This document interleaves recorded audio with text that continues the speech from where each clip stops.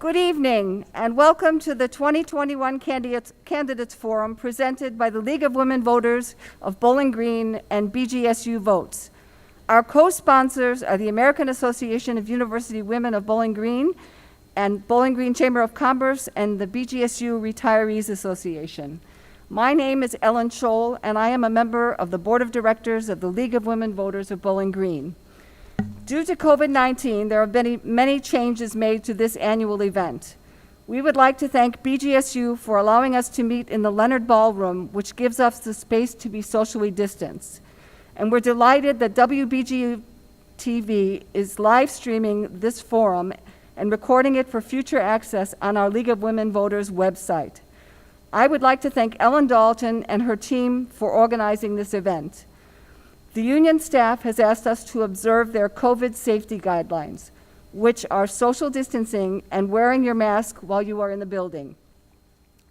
We ask you not to make audio or video recordings during the forum and to observe the League of Women Voters rules that the live stream tonight and the recording are to be viewed only in their entirety. The mission of the League of Women Voters is to promote political responsibility through informed and active participation in government and select governmental issues. We are and have been a nonpartisan organization for the last 100 years. The Bowling Green League has been active for 70 years, since its founding in 1952. The League was founded especially to inform that half of the population who would be voting for the first time. Not to tell voters for whom to vote, but to give them unbiased and truthful information to use to make their own choices. A venue such as a forum allows you, the voter, to hear answers to your questions in the candidate's own words. The forum is not scripted. The questions have been sent to the League in advance and have been screened by a committee of League members. The candidates have not seen them. Besides this forum, the League of Women Voters provides a great deal of information for voters on the vote411.org website. For judicial candidates, you can find information on the judicialvotescount.org website. Both are free to use, and you will find them helpful. Our thanks go to Joyce Kepke and Shar Sher, who worked very hard to put both Vote 411 and the Voters Guides together. Additional information can be found on the Bowling Green League's website and, of course, through the Wood County Board of Elections. The League publishes a voter's guide in print and online. In Bowling Green, we are very grateful to the Sentinel Tribune for making this information widely available. Remember, registration for voting on November 2nd elections ends tomorrow, October 4th. Early voting begins Tuesday, October 5th. You can vote by mail or in person at the Wood County Courthouse atrium. For those here in the ballroom, please hold your applause until the end of the forum, and of course refrain from any kind of vocal responses. Tonight's timers are Sharon Hanna and Barbara Moses. And now it's my pleasure to introduce your moderator, Ms. Lee McLeod. Lee is the Secretary of the League of Women Voters of Ohio and a past president of Bowling Green's League. Thank you. Good evening. Thank you all for attending our candidate forum.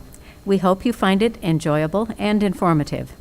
Here is an outline of the timeline we will follow. I will introduce all the candidates and read the biographies they have submitted. Normally, we do not invite candidates who are running unopposed, but this year, the unopposed candidates for City Council will be dealing with the same issues as the opposed candidates, and we thought voters would like to hear what they have to say. The questions for our candidates were submitted in advance by citizens of the Bowling Green community and members of the League of Women Voters. The questions were reviewed and selected by a committee of League of Women Voters members to avoid duplication and to choose appropriate questions for each office. We anticipate several rounds of questions for each set of candidates. Each question asked for a particular office will be answered by all candidates for that office. The first speaking order will be alphabetical. After that, we will alternate. As moderator, I will indicate the order of speaking for each question. Each candidate will have 1.5 minutes to answer a question. Our timers will be using lights to indicate how much time remains to the speaker. The green light will be turned on to show the beginning of the response time. The yellow light comes on when there are 15 seconds remaining, and the red light means stop. We will stop questions at about 8:30 to allow time for final statements. We will use the reverse speaking order that was used for the first round of questions. For the final statements, I will indicate the first speaker and the speaker on deck, and will continue to indicate the on-deck speaker in turn. Each candidate will have 2 minutes for their final statement. Once again, I want to thank you for coming this evening. Let's get started. There are 4 candidates for 2 seats on the Bowling Green City Schools Board of Education. Norman Gear has lived in Bowling Green his entire life and has practiced law here since 1971.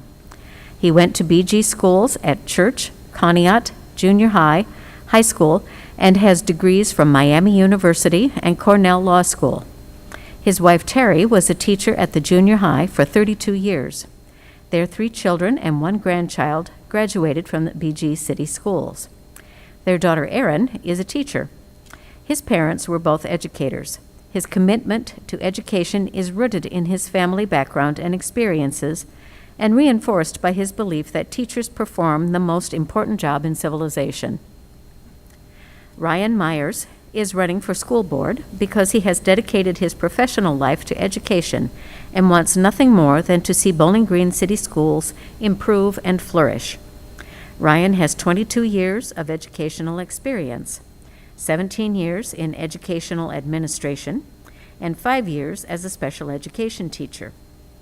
Ryan holds both a bachelor's and master's degree from BGSU in both teaching and educational leadership and supervision. He also holds a superintendent's license. Ryan is well connected in Northwest Ohio in the world of education. He has many experiences in dealing with budgets, staffing, curriculum, and programming.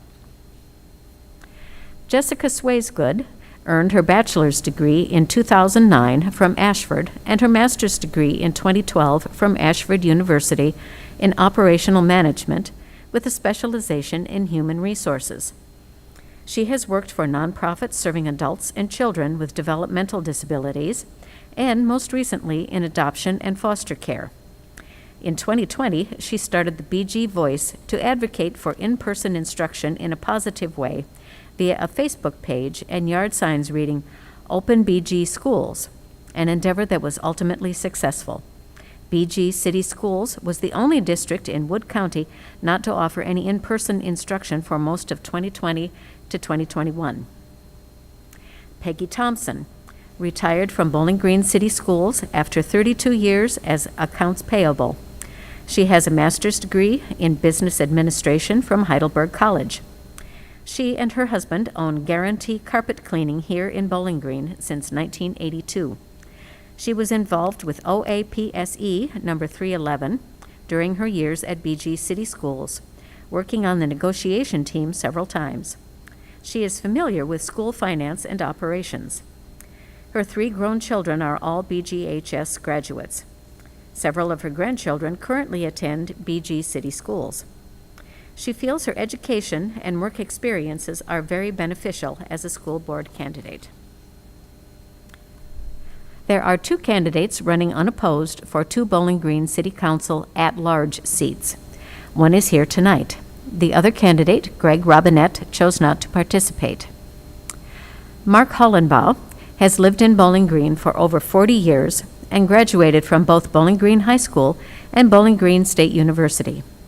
Mark first served as BG's First Ward Councilman from 2009 to 2011 and was reappointed in the fall of 2018. During the interim period, Mark served on the board of the Wood County Historical Society, the city's Planning Commission, the city's Charter Review Committee, and on the committee to study historic preservation in the city of Bowling Green. Mark was re-elected to council in 2019 and was elected president of council by his peers in January of 2020. There are 2 candidates for 1 seat on Bowling Green City Council, First Ward Representative. Mark Hansen is the Republican candidate for First Ward. Mark was born in Oakland, California, and spent 2 years of his childhood in Brazil. Mark graduated from Sylvania Northview High School and graduated from Bowling Green State University, 1990, with a bachelor's degree in education. Mark is also a graduate of the Ohio State Highway Patrol Basic Police Academy and worked for the city of Bowling Green for over 25 years as a police officer. Mark is married to his Falcon Flame sweetheart, Lori, and they have 6 children and 4 grandkids. Mark is an active member of Dayspring Church, and his Christian faith is the foundation of his life. Nick Rubando is the Democratic candidate for First Ward. Growing up in Northwest Ohio, Nick learned the importance of hard work and appreciating one's community from his family. He became interested in public service while working on the 2008 Obama campaign as a student volunteer. Last year, Nick was the Democratic nominee for U.S. Congress in Ohio 5. His campaign was built a robust coalition focused on community organizing, environmental justice, and creating positive change. Nick is running for BG City Council to continue this movement and make a difference on a local level. He currently works for the Toledo Metro Parks as an outdoor skills and environmental specialist. There is one candidate running unopposed for Bowling Green City Council, 2nd Ward Representative. Joel Odoricio grew up in Columbus, Ohio, where he benefited from a strong public education. He continued his education at Ohio State University, where he majored in fine arts. Joel is an educator, entrepreneur, dedicated father, and union organizer. Whether it was through his work as a small business owner or his work with the AAUP, Joel has spent his entire life crafting a better future for his community. He believes that the government should advocate for the public good. He will fight for a vibrant working class and make Bowling Green competitive and attractive for business in the new economy. There are 2 candidates for 1 seat on Bowling Green City Council, 3rd Ward Representative. Tony Hunter is the Republican candidate for 3rd Ward. Tony Hunter is a husband of 10 years to Emily Hunter and is a father to 4 children. Tony is originally from Coshocton, Ohio, and came to Bowling Green to play football at BGSU. Tony and Emily met at BGSU and married soon after. Tony and Emily are involved in the community through high school ministries at their church and run a flag football league in town called Upward. Tony is a manager in software development at a real estate investment company in Toledo. Tony has a finance undergraduate degree and a Master of Business Administration from BGSU. Rachel Phipps is the Democratic candidate for 3rd Ward. Rachel Phipps is the 3rd Ward councilperson. This is her first term on City Council, and she serves as the chair of the Planning, Zoning, and Economic Development Committee. She is an attorney, freelance writer, and stay-at-home parent. She has formerly served as the Assistant Dean for Communications at the University of Toledo College of Law, as an environmental attorney at the Ohio Attorney General's Office, and on BG's Charter Review Committee. She received a bachelor's degree from Miami University, a law degree from the University of Toledo, and a master's of tax law from Capital University. There are 2 candidates for 1 seat on Bowling Green City Council, 4th Ward Representative. William Harold is the Republican candidate for 4th Ward. William Harold is the current 4th Ward Council member in his 12th year of service, which spans portions of 4 decades. He has faithfully attended thousands of city-related meetings and has knocked on doors over 26,000 times. Wow. He consistently exhibits unrelenting dedication and hard work by studying issues, being proactive, and being a calm voice of reason. A Bowling Green resident for over 40 years, Bill completed 4 university degrees, married his lovely wife Karen, and with her raised 3 children, Jonathan, Joel, and Amy, and have 4 wonderful grandchildren. He is a data scientist at First Solar. Sandy Rowland is the Democratic candidate for 4th Ward. Sandy has served 10 consecutive years on council. She currently serves as President Pro Tem, Chair of Parks and Recreation, and is a member of the Finance Committee. She is known for her interests in attracting residents and new businesses. A realtor, she has been honored numerous years by the cherished President's Club, an honor given to the top 10% of realtors in Ohio. She was regional director for the Humane Society of the United States for 27 years. Rowland was named Outstanding Citizen of the Year in 2020 by the BG Chamber of Commerce. We will now begin the question period. The school board candidates will be asked one question. When they have all finished, we will ask all city council candidates one question. Then we will move back to the school board candidates for their next question, and then city council again, and follow that pattern. Candidates, if you would like me to repeat a question, please do ask, and I will do so. Let's begin. First question is for Bowling Green City Schools Board of Education. The order of response is Norman Gear, Ryan Myers, Jessica Swaysgood, Peggy Thompson.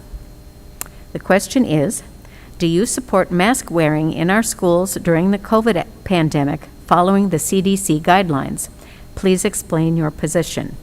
First is Norman Gear. Thank you to the League of Women Voters for this opportunity.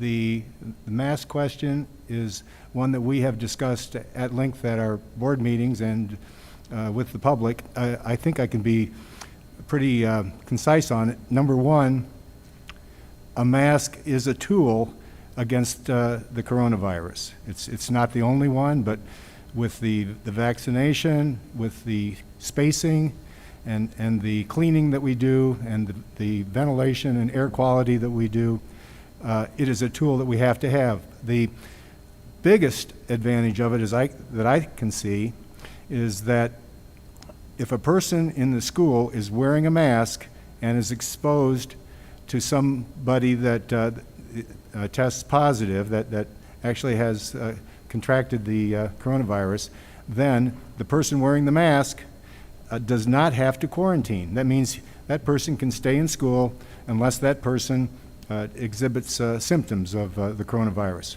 So the mask will keep us in school. That's why we're doing it. Nobody likes the mask. We don't like it. It's not any fun to wear. It's hard to talk. My glasses steam up. But nevertheless, if we wear masks in the school, we will keep kids in the school. Thank you. Ryan Myers.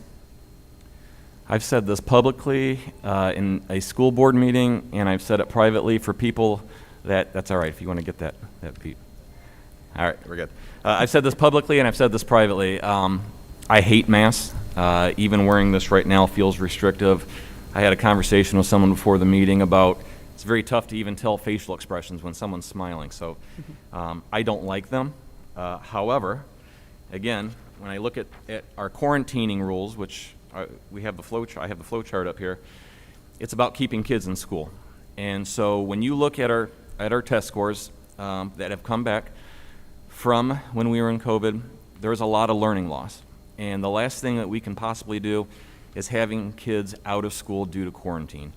I know we got out early and did the mask mandate, but if you look at several of the districts that tried to go optional at the beginning, a lot of them ended up going to mask mandates simply because of the amount of quarantines were out of control. You look at Lake School District that had hundreds of students in quarantine. I know where I work, every day I was seeing that, and we had over 200 students quarantined at one point. And as Mr. Gear said, it's about keeping kids in school. And until the CDC, the Ohio Department of Health, and our Wood County Health Department change those guidelines for quarantines, I think it's a necessity. Jessica Swaysgood. Do you need me to repeat the question? I'm just waiting on the timer. Oh, okay.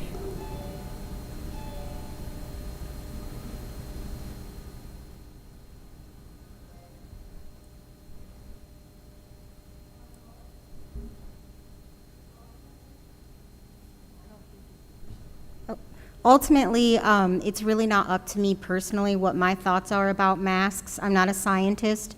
I'm not here to tell you why I think masks work or why they don't. My role here as a candidate for the school board is to let you know that my most important mission would be to keep kids in school.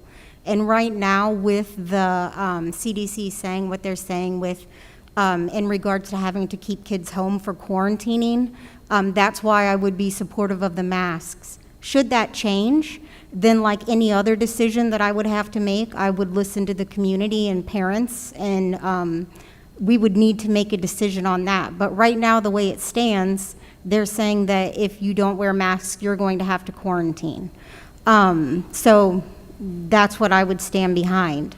The other thing I think would be important, though, is to make sure that those parents that don't want their children to quarantine, that they have a choice, because ultimately that's very important to me as well.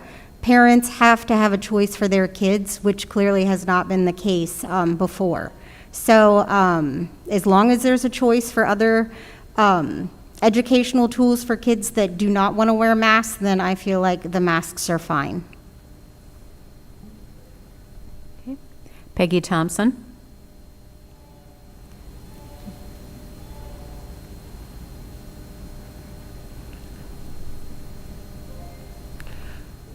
Masks are very restrictive.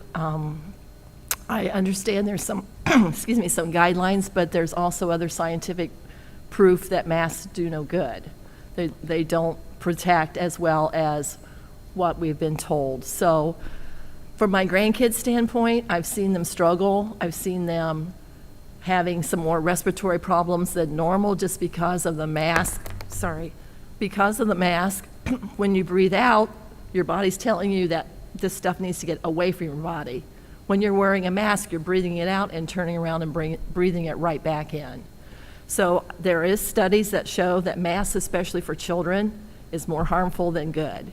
So those are things that have to be determined, and I agree with Jessica about there should be some options, and if the parents and the children are not wearing the mask, there should be some ways to help work around that. Today we're 6 foot apart, and I'm way more than 6 foot away from you, so I don't see a reason to wear a mask tonight. It's restricting, I'm sweating bullets, and I'm breathing back in my bad breath. So it's one of those things that there's a lot of scientific information both ways, and it's going to be up to, I feel, the parents of the students, whether they make their children wear masks or not. Thank you. Okay. The next question is for Bowling Green City Council candidates.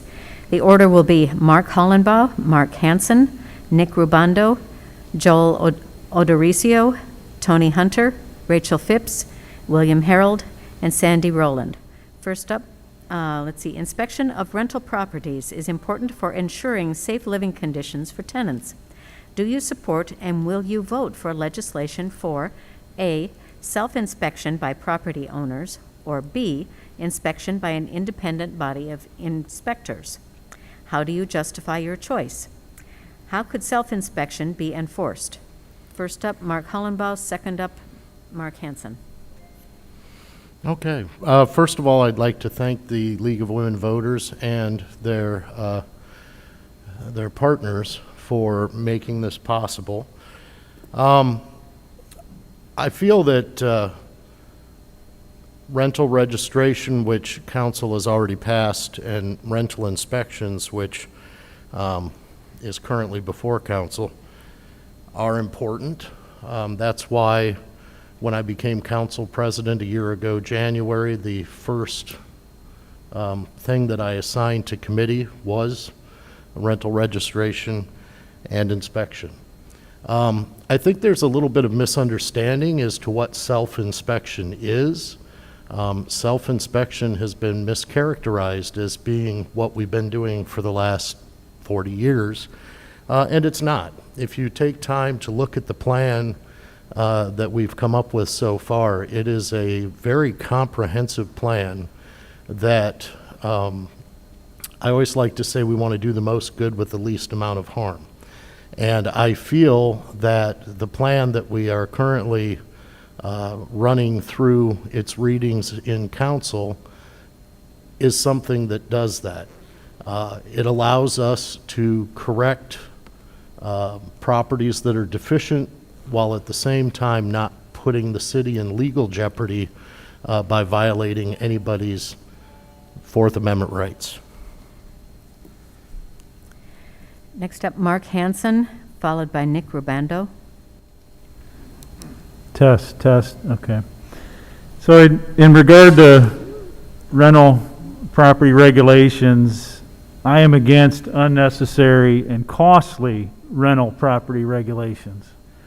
This would be a waste of city manpower and resources. We need to keep the cost of rental housing down. I am against any rental registration fees. Fortunately, we don't have those yet. And inspection mandates. Any imposed fees will end up trickling down to the renters, making the cost of housing in our town more burdensome. The City of Bowling Green has done a great job informing renters of their rights and responsibilities via the city website. We have a great county health department and city fire department, both of which can inspect properties at the tenant's request.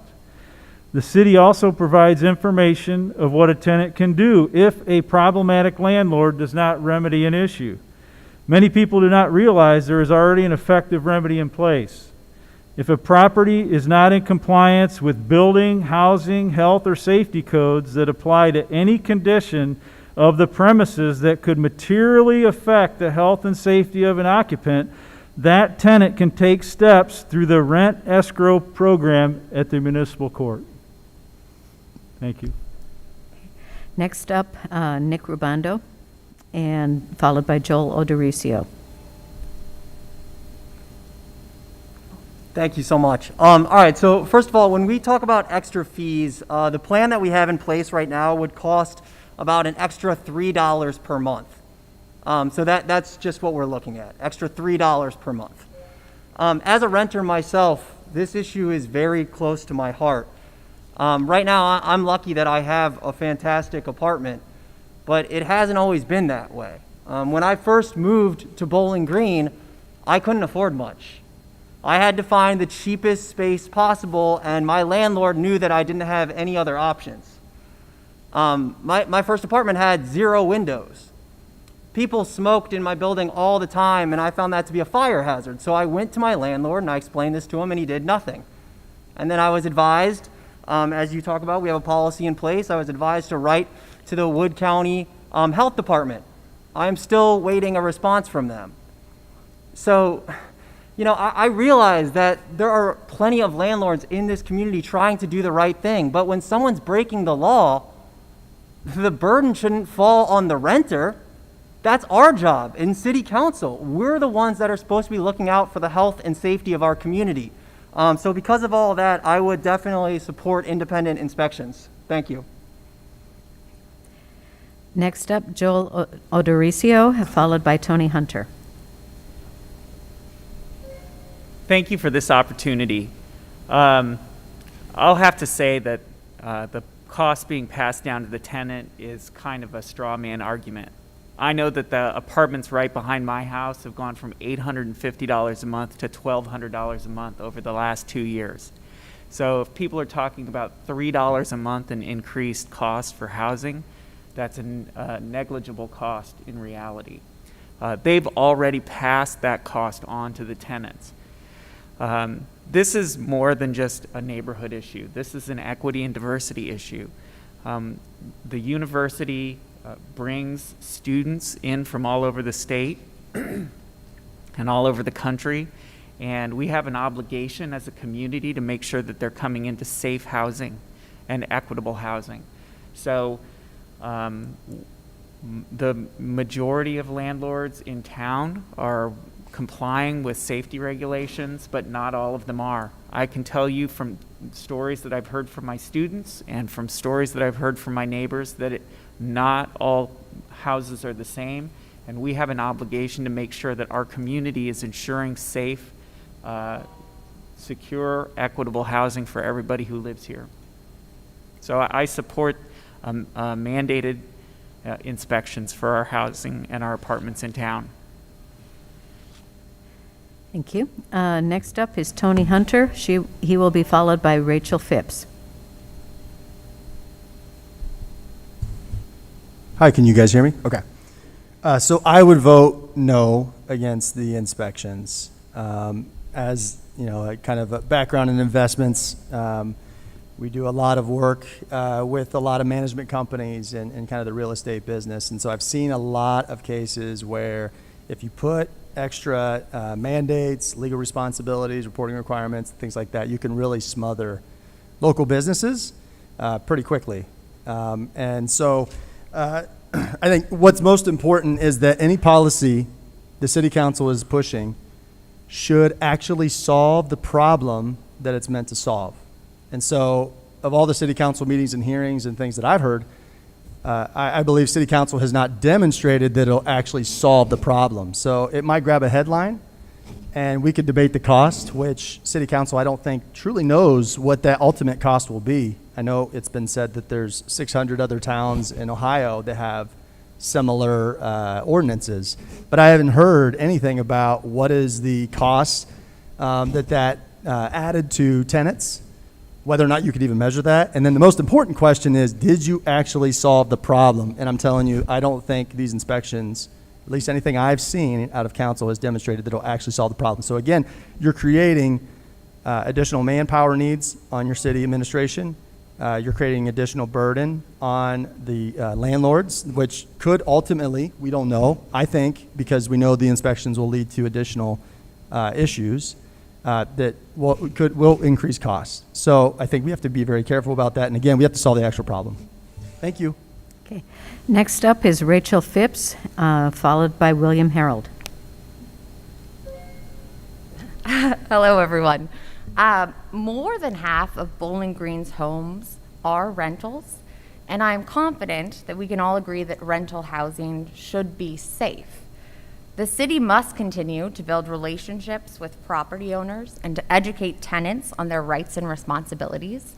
But I believe a rental registration and self-inspection program like that proposed by Mayor Osbacher can help to protect the health and safety of tenants, identify deficient rentals, encourage preventative maintenance, and preserve property values in neighborhoods. The proposed program requires landlords to register rental units and regularly inspect both the interior and exterior of those units. Critical provisions concern tenant education and the city's ability to verify self-inspection forms through city-conducted inspections. To date, council has received testimony from over 200 tenants by email, survey, and in person. Landlords have submitted comments. The local media, concerned citizens, and the community at large have monitored this issue closely, making the current proposal better. I encourage our community to remain involved as we roll out any program so that we can continuously improve using our limited resources wisely. Thank you. Next up is William Harold, followed by Sandy Rowland.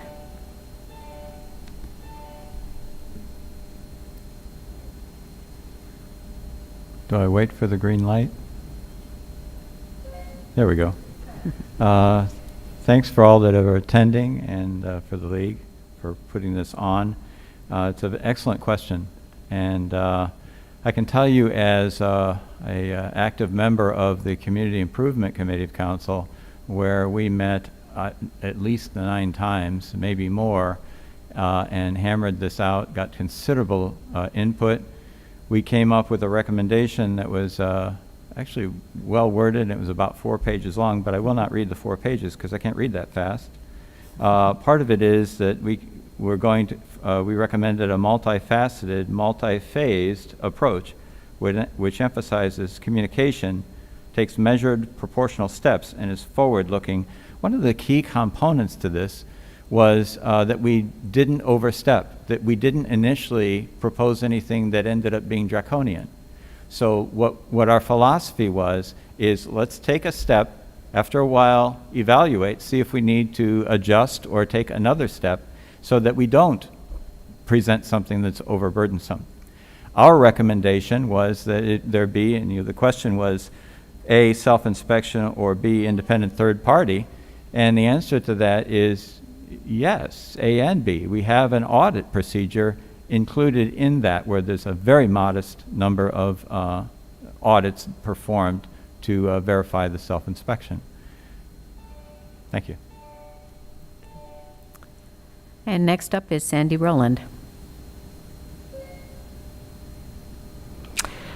I remember reading newspaper articles that recently were given to me by people who 40 years ago were coming to Bowling Green City Council begging that we have a reporting mechanism for rental properties, something to know who is in charge, how many people live there, and would also be needed by the public, including the fire department and police department in case of dangerous situations within a rental. I'm happy to say, after 40 years of being asked, the Bowling Green City Council has passed legislation that is currently in effect that mandates the registration of any landlord who has rental property in the city of Bowling Green. I have been told that there are 62% of the houses in Bowling Green are rental properties. So certainly I am of utmost concerned about the rental properties and safety within those rental properties. I don't want to repeat what others have said because of our limited time, but I also do support A and support B and an oversight inspection when reported by someone such as the renter to prove soundly that something is not right. This is not a regular inspection, it's certification. The landlord would be signing and certifying that was true what was on the paper.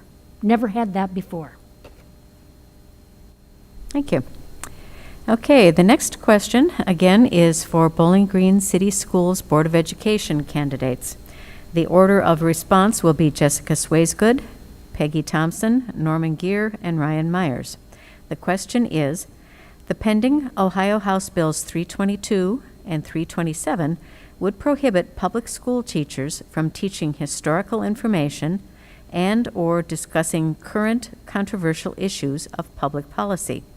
Do you agree with this? Why or why not? First up, Jessica Swaysgood, followed by Peggy Thompson. Well, the way that the question was worded, I absolutely would disagree with people not being able to learn about history. I think that's pretty important to learn in school. I have heard some on both sides with these bills. I've attended and trying to educate myself about them. I get this question a lot, and really my answer to them is, being on the board, it's not as much as important as how I personally feel. What I would expect is, with curriculum, that is somebody's job at the school to do that. What I would do is, I would make the people who are supposed to make the plans accountable for doing so. Coming to the board, talking about curriculum. I'm not an educator. My personal opinion is, should people learn about history in school? Absolutely, okay, the way the question's worded. But again, my role as a board member would be, the school comes to the meeting with a plan, right? My job is that I make sure the plan's followed. I make sure there's accountability. My personal decisions on these matters are my personal decisions. I'm not on the board to personally represent myself. I'm on the board as a representative of the community, and I would act with many other questions that are going to be like this in the same way. As a representative of the community, making sure our children are educated. Thank you. Okay. Next up will be Peggy Thompson, followed by Norman Gear.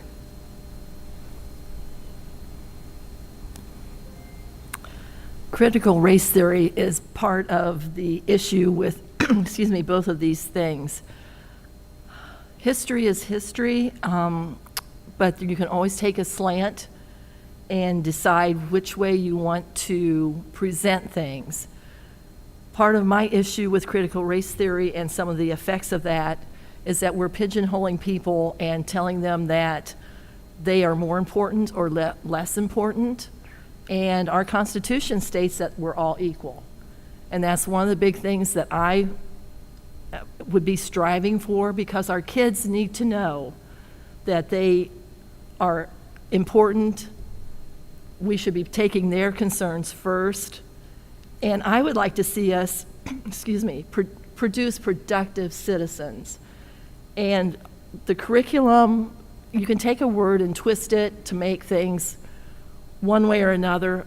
I like the word equal. Our Constitution says we're equal, God says we're equal, and our kids need to know that they are important and not divided up either race or economic or whatever else might be the issue. Our children need to be children, they need to be educated, and they need to be educated with the truth. Thank you. Next up, Norman Gear, followed by Ryan Myers.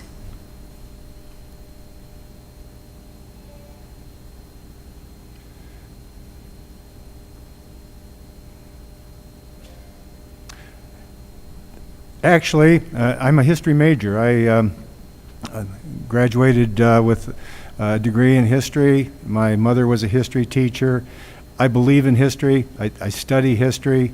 History is something that is very important. Some of the observations about the study of history is that, or some of them are, those who ignore the lessons of history are doomed to repeat them.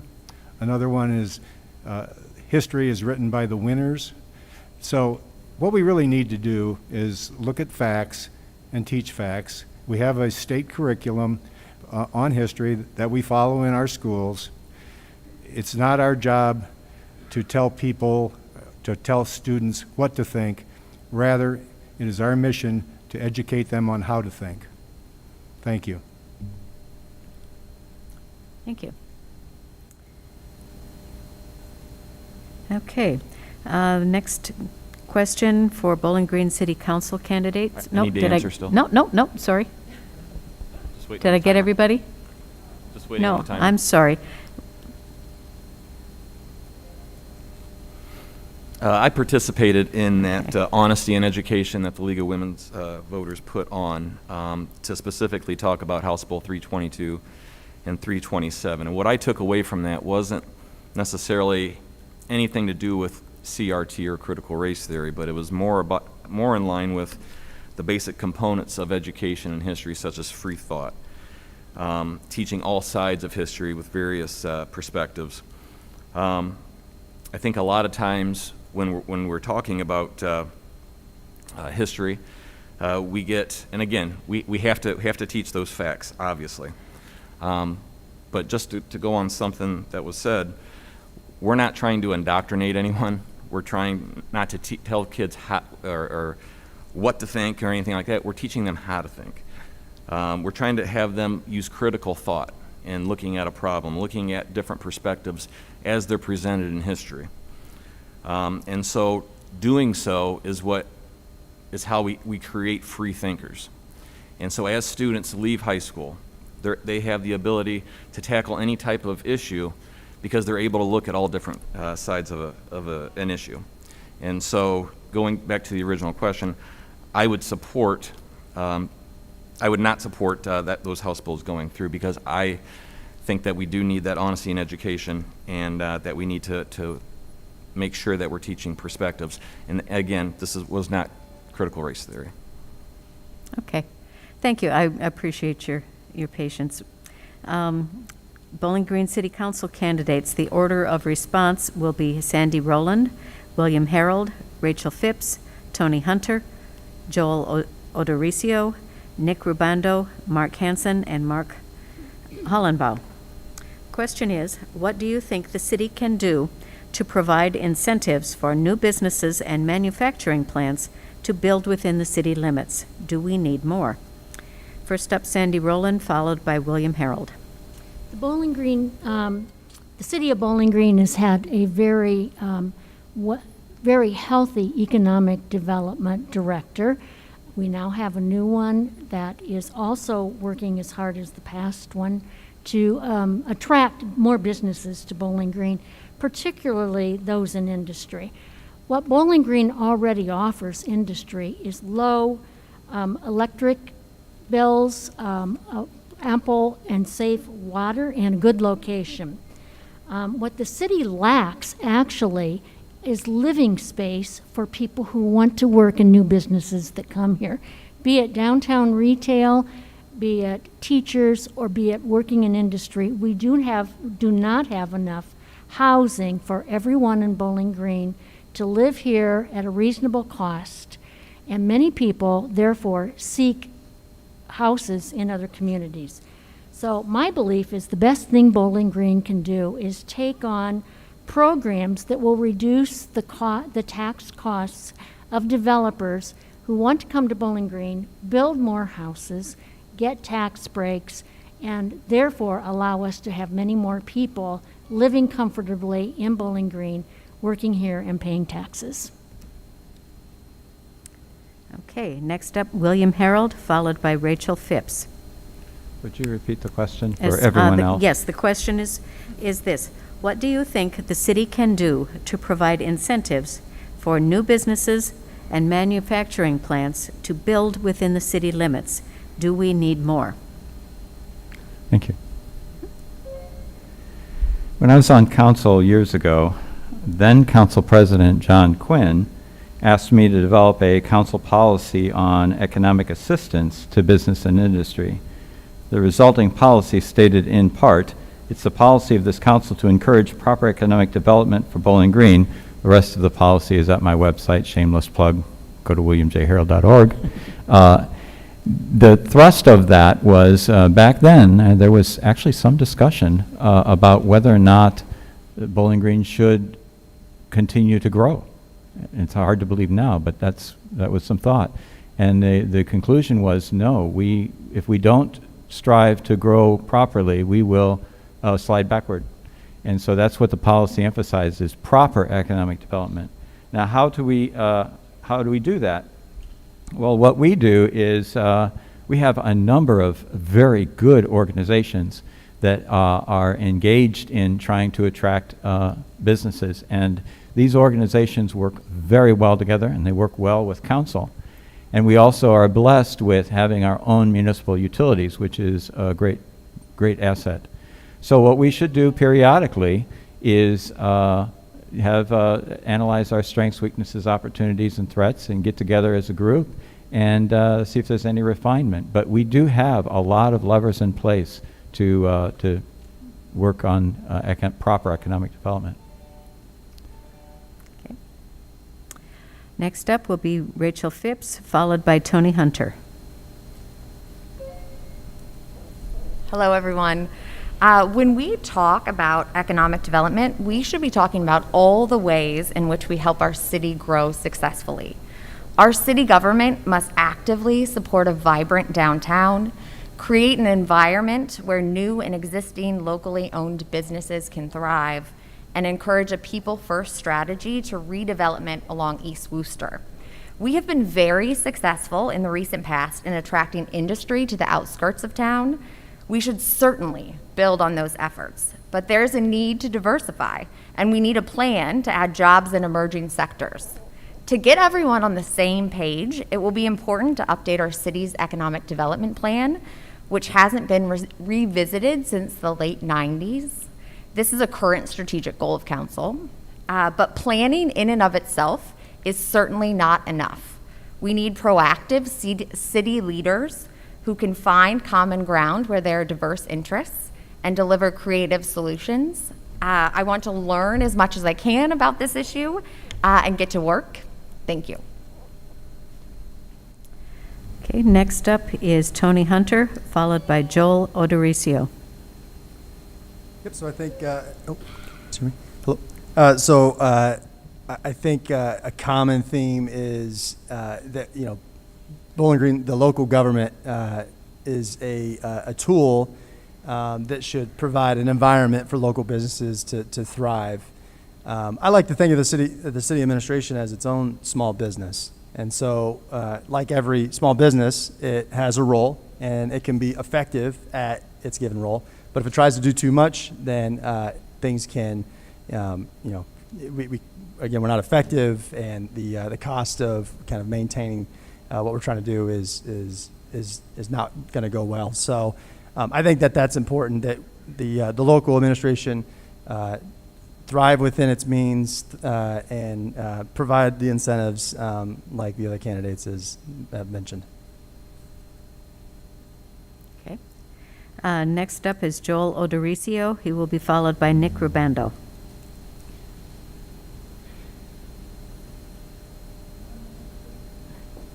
Would you like the question repeated? Please, Okay. What do you think the Oh. city, go ahead and repeat the question, what do you think the please. city can do to provide incentives for new businesses and manufacturing plants to build within the city limits? Do we need more?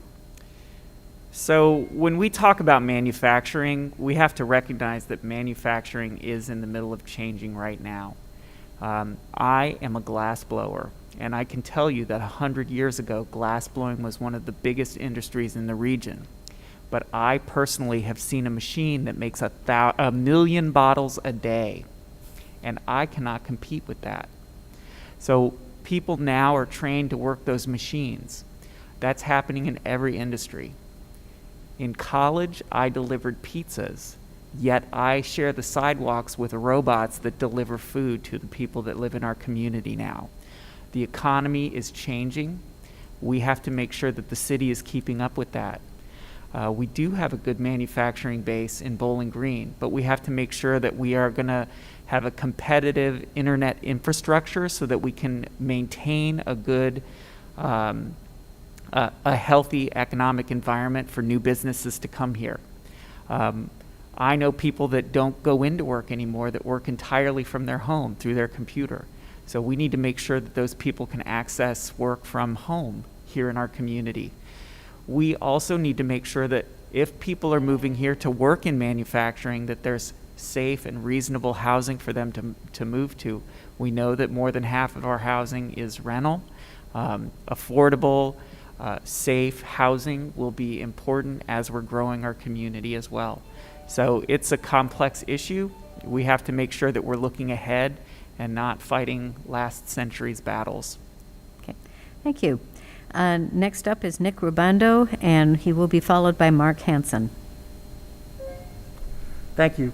So I 100% agree that improving our neighborhoods, focusing on our downtown and sustainability are going to improve the economic development of this area. But I believe one creative idea is actually investing in a training facility for our Bowling Green Fire Department. So with a training facility at our Bowling Green Fire Department, we will have one of the highest ISO scores. So what does that mean? Well, ISO stands for the Insurance Service Office, and when our community has one of the highest ISO scores, that means that we will all pay much lower insurance rates. So those are lower insurance rates on our homes, on our businesses, on any new businesses that want to move into our neighborhood and take advantage of our lower rates, not to mention our safer streets. So when we talk about economic development, we're talking about investing in our community. Thank you. Okay. Next up is Mark Hansen. He will be followed by Mark Hollenbaugh. Do you need the question repeated? No, no, I don't. Okay. Okay, so the biggest thing city council can do to improve the economy and attract more businesses is, number one, say yes. I can remember years ago when the Best Buy distribution center wanted to come to Bowling Green, and the final piece to make it happen rested on city council. City council refused to rezone the property that Best Buy wanted to build on, and they ended up going to Finley. I mean, that's a big ouch. If the city approves a zero carbon plan and too early, too quickly, then that's going to increase our utility costs, and that's going to deter businesses from locating in Bowling Green, and it could send the ones that are here packing. And Bowling Green does not need more bars. We don't need expanded beer gardens and outdoor refreshment areas. The city is over dependent on the alcohol trade. Our downtown business area has become a thug's playground. It's becoming more and more violent. I spoke with an officer who said that the Saturday night of the Black Swamp Festival this year was the worst he had ever seen at downtown. Many people would be surprised how downtown Bowling Green transforms into a dangerous cesspool of mayhem on late Friday and Saturday nights. Just last night, there was a shooting downtown. The victim was shot in the calf and transported to St. V's. We need to find a way to clean this up. Thank you. Okay. Next up, Mark Hollenbaugh. All right. Thank you very much. You know, I was sitting here, I know I'm not running for school board, but as someone who's taught history for over 2 decades, I really wanted to answer their question. I know what I don't know. And I am not an expert on economic development, and I won't pretend to be an expert on economic development. But the city does employ experts on economic development, and I listen to them, and I listen to other experts and their opinions, and I entertain those. And we realize, City Council realizes that we need to upgrade our vision of economic development, which has not changed pretty much since the 70s. Yesterday we had our strategic planning meeting for City Council, and one of the things that we did was elevate to a priority for City Council for the upcoming year updating the Economic Development Comprehensive Plan to reflect current economic realities. I think Bowling Green is in a really good place. We're sort of equidistant between the intermodal rail hub in North Baltimore and also the Port of Toledo. We're located right on I-75, and I feel that we're positioned to advance economically in the near future. Thanks. Thank you. The next question is for the candidates for Bowling Green City Schools Board of Education. They will respond in this order: Ryan Myers, Jessica Swaysgood, Peggy Thompson, and Norman Gear. The question is, what steps can the school board, the administration, and the teachers take to make sure that all children, regardless of race, ethnicity, sexual orientation, gender identity, or religion, feel accepted and included in our schools? First up, Ryan Myers, to be followed by Jessica Swaysgood. Can you repeat that again, please? Can you repeat that again, please? Yes. What steps can the school board, the administration, and teachers take to make sure that all children, regardless of race, ethnicity, sexual orientation, gender identity, or religion, feel accepted and included in our schools? It's a long list. It was a long list. I was trying to get all of that. First off, I think we need to make sure that we're celebrating people. Bowling Green is a very unique city in that we have a lot of we have a very diverse population.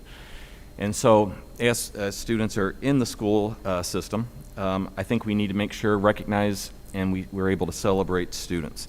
I want all students to feel that camaraderie of Bobcat Proud. I would definitely encourage our administration, our teachers, to be able to hold various, not committees, but various interest groups, and be able to let students build that camaraderie together, to make sure that we're recognizing all students and their diverse needs. And again, I just want to make sure that we're able to celebrate students from all backgrounds, regardless of any type of race, religion, creed, and the entire list. Sorry, I'm out of time, but that list. Okay.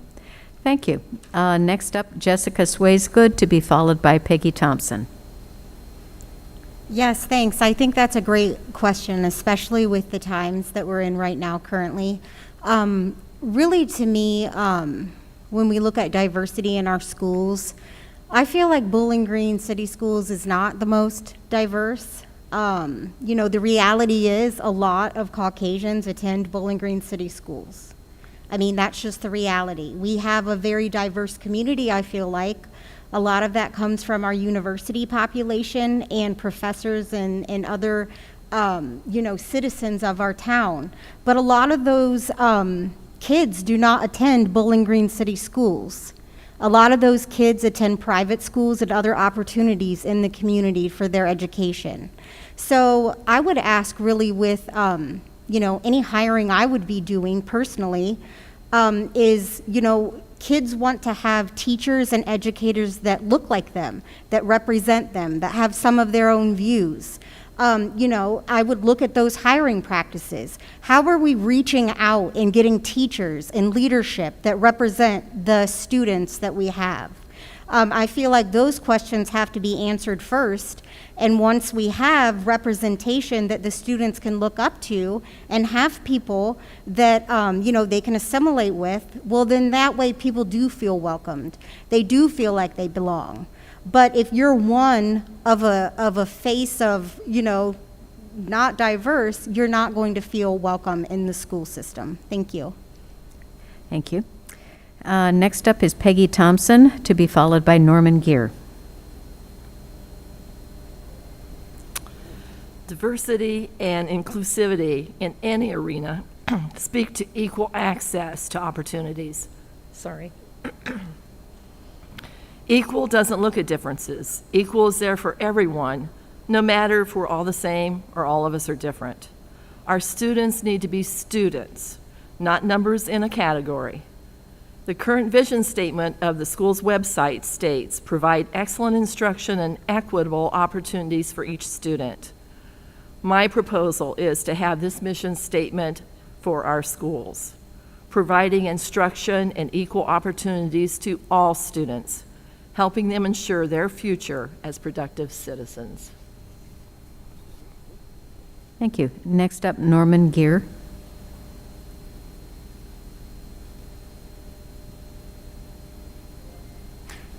When I grew up in Bowling Green, we were a sleepy little college town. Everybody kind of looked alike. Now, I think we are more representative of the nation at large. It's a diversity that we have, and it's a Bowling Green that I love. I think this is the way we should be. This is the way that our children can learn, by being with other people that don't look like them.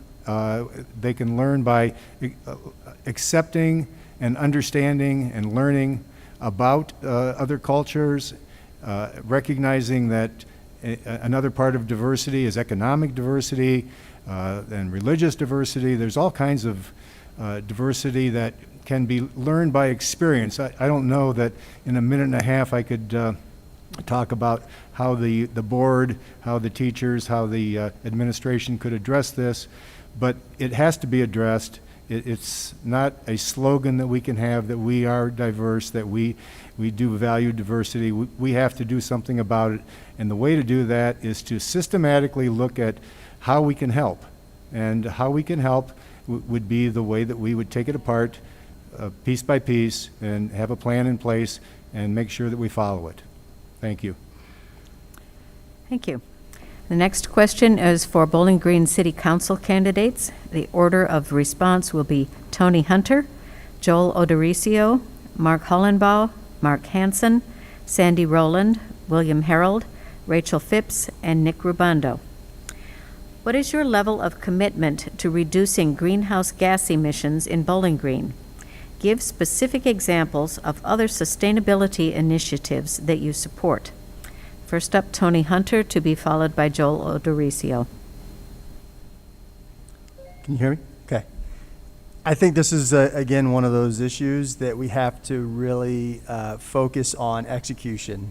You know, I like to joke around that you look at, you know, execution is the difference between Tom Brady and Ryan Leaf. If you look up Ryan Leaf, it's kind of a funny joke. But so, you know, there's certain things that we can do, I think, as local government that makes sense. But there's a lot of things that we have to be careful, or we're just not effective, and we're not going to execute. And I don't want to be up here again and say, we're going to do this, we're going to do that, and then not actually be able to do things that actually make a difference and execute and solve the actual problems. And so I think this can be one of those issues. I know there's a study going on that we're looking into the issue, and I think we should kind of wait and see how that holds out. But I think we got to be very careful. We talked about incentives for businesses. This could be one of those things to where if we again step out of our role as our local government, we can do more damage than good. And I think what you could see is increased utility costs and scaring away business development from our area. And so again, I think execution is really important. We have to focus on that.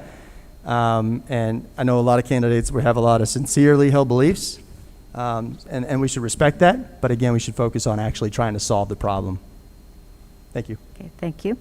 Next up, Joel Odoricio, followed by Mark Hollenbaugh. I can say that historically, Bowling Green has been both at the front and at the back of sustainable environmental issues. So we have windmills right outside of town that were some of the first commercial wind generating energy in the state.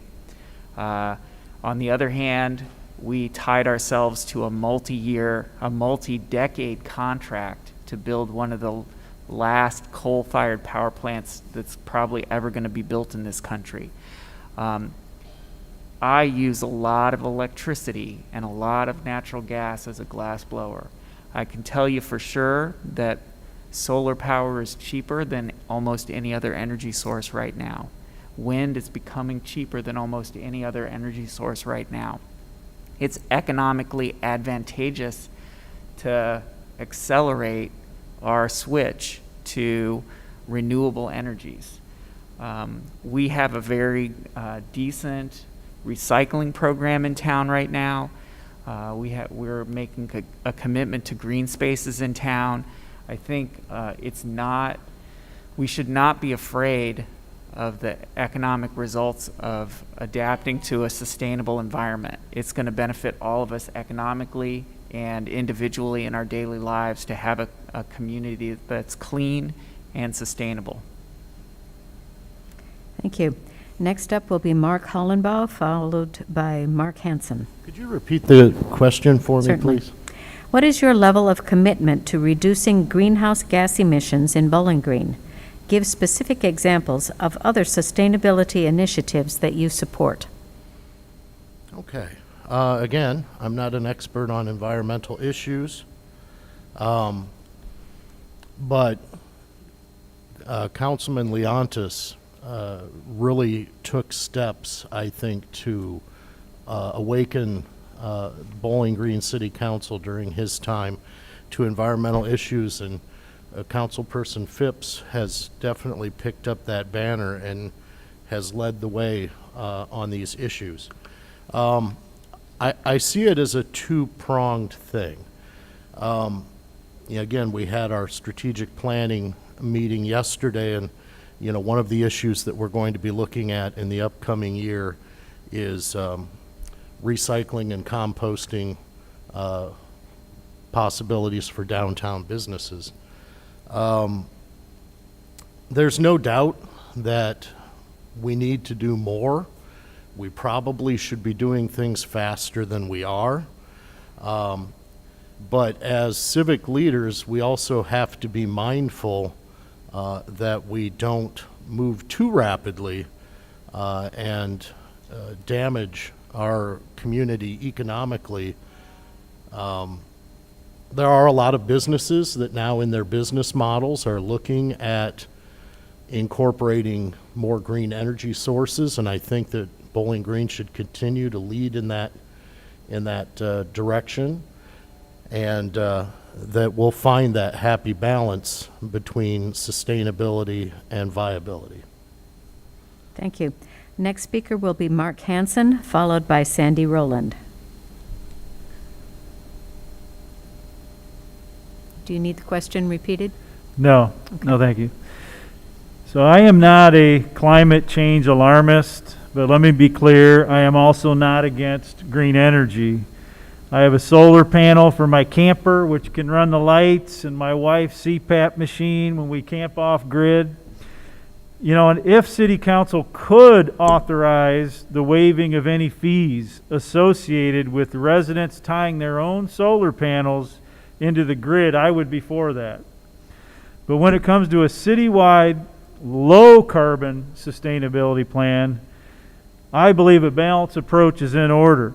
If we force this thing too hard and too fast, it would not be wise. Let's let it happen organically. When the technology is there to ensure reliability of the grid and the price tag is affordable, it will be a no-brainer. Let's do it. But to force this thing before it's really ready would be wrong. I mean, most people are struggling to keep up with inflation and aren't willing to pay double or triple for their electric if that's what it's going to be. The higher electric, like I mentioned earlier, is also going to keep businesses out and send others packing.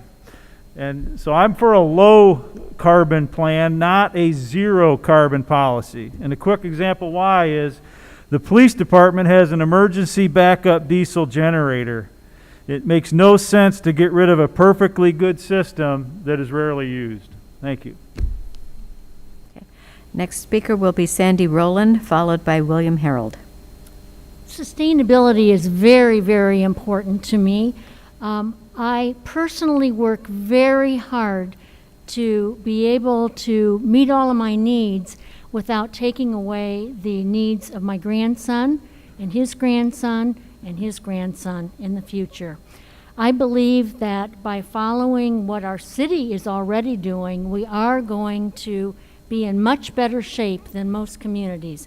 40% of our energy is renewable in Bowling Green.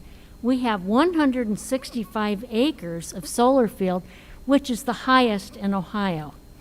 Hydropower is 35% of our energy purchased by the city.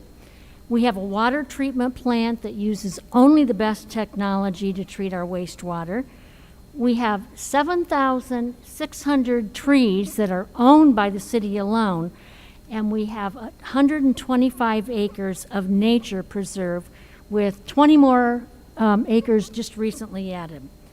We have a sustainability director, and all department heads working for the city of Bowling Green are working towards more sustainability. Soon we are going to be able to see a police force that has a fleet of hybrid cars. It's in the making now. Okay. Thank you. Next speaker is William Harold. He will be followed by Rachel Phipps. Could you repeat the question? What is your level of commitment to reducing greenhouse gas emissions in Bowling Green? Give specific examples of other sustainability initiatives that you support. Well, my level of commitment is high. The best way to show that is to give you a number of examples that I have encountered or been a part of. Way back when, I was on council when we first started curbside recycling. I know that's hard to believe that a young guy like me could have been on council at that time. Also, a few years ago, I pushed for a sustainability board to be created. I didn't get that, but as a result, the mayor did put together an ad hoc sustainability board, which met and gave us some really good suggestions before ending their time. And then, while on council this past year, I thought, you know what, we don't do this very often at all, where we reorganize our committees. We have 7 committees, and so I proposed that we create a sustainability committee of council so that we would be better able to handle the myriad of opportunities in the future, and combine a couple committees, and council unanimously agreed with that. So I think that helps us get ready for being able to tackle issues in the future. And then there is some controversy about what the Board of Public Utilities did with solar panels being connected to the grid. I proposed that the administration put together a package to allow us to have a tax credit for people that want to connect to the grid. Okay. And there's more, but I ran out of time. Okay, thank you. Next up is Rachel Phipps. She will be followed by Nick Rubando. Hello again. We have, as mentioned previously, so much to be proud of here. Nearly 40% of our energy portfolio is from renewable sources, which makes us a leader in both the state and the nation. I started my career as an environmental attorney, and now as a mother of 2 young children, this issue remains, just so important to me, which is why I drafted the resolution calling for our city's first sustainability plan to measure and curb our greenhouse gas emissions. That resolution passed unanimously in July, and the process for crafting our plan has already begun. It is clear that the state and federal government will increasingly regulate greenhouse gas emissions more aggressively and prioritize sustainability projects. It is the responsible, forward-looking thing to do for our citizens and taxpayers to look at this issue comprehensively now. Regarding additional specific goals, yesterday council voted to include as a strategic goal expanding a composting, recycling program to downtown. I think this is great news. Making BG more sustainable not only touches many aspects of our city's operations, but many quality of life issues for our citizens as well. A sustainable Bowling Green is more vibrant and inclusive, resilient, and resourceful. Thank you. Thank you. Next speaker is Nick Rubando.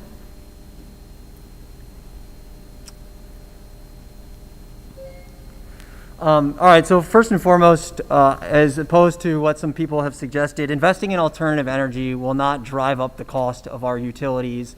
It will also not drive businesses out of Bowling Green. It will attract businesses to Bowling Green. Sustainability to me is a mindset, and that's why if I get elected to council, every decision I will be making will be focused on how do we make Bowling Green a more sustainable place for us to live.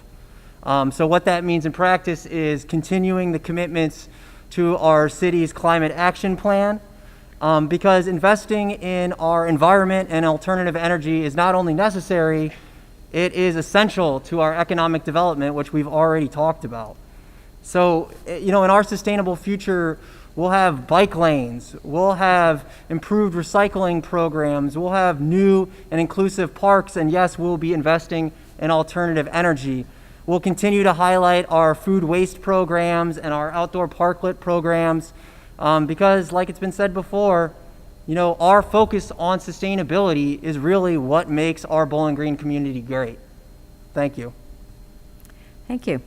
We are approaching the end of our main questions.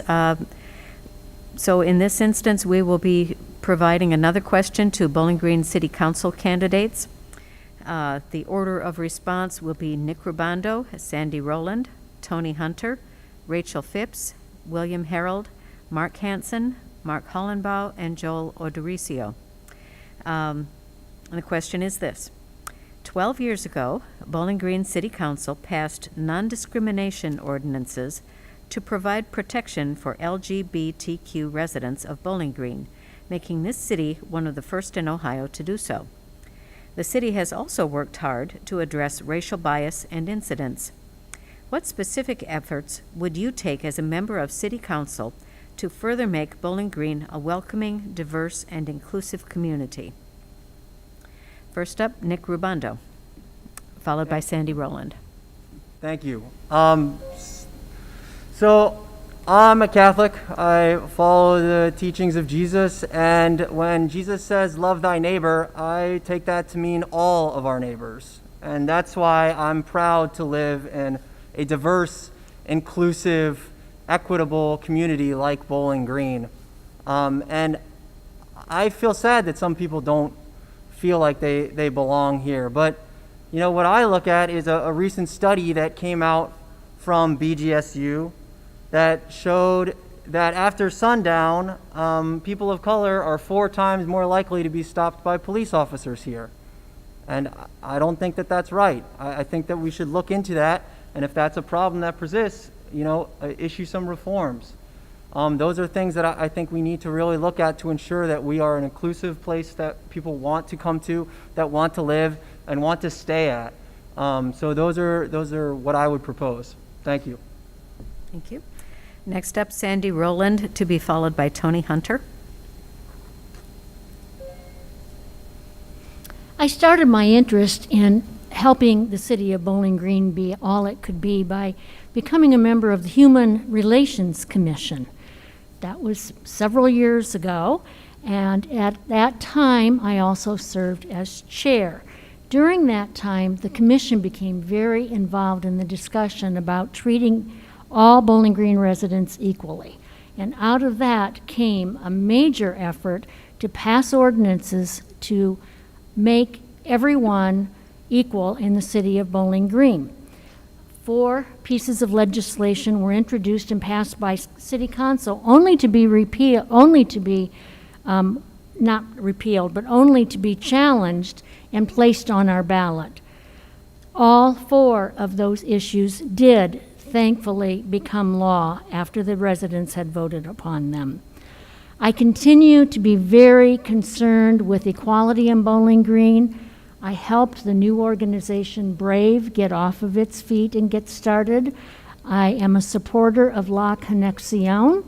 I serve on a committee that was established by the city following a proclamation by the mayor and a resolution by City Council to make Bowling Green a welcoming community. We want to be welcoming to anyone from any place, no matter your color or country you came from. We are working hard to get new citizens in Bowling Green. Okay. Thank you. Next speaker will be Tony Hunter, to be followed by Rachel Phipps. Hello. So I just, when I think about the issue that we're talking about now, I just think about why I love Bowling Green so much. I came here to play football 10 years ago and fell in love with the community, and I met my wife, and we now are raising 4 kids here. And this community has always been welcome. And obviously playing athletics, our team was a mixture of kids from all different kinds of backgrounds. And we were a family. We still are a family. We just had homecoming, and we had all these, all the guys came back, and we hang together, and it's like times never changed. And so I just think this is one of those issues where, and I've had those kind of conversations, we talk about race relations and things like that. And you can tell it's a hard subject for everybody involved. And so I just think it's very important that we elect leaders in our city council and our school board that are going to do what's best for Bowling Green and try to, really, help to, support in these areas and not divide. And so, as a city council member, I will continue to do that. And I think Bowling Green is a great community. We got a lot of great people here, and I'm excited to continue to move forward in that area.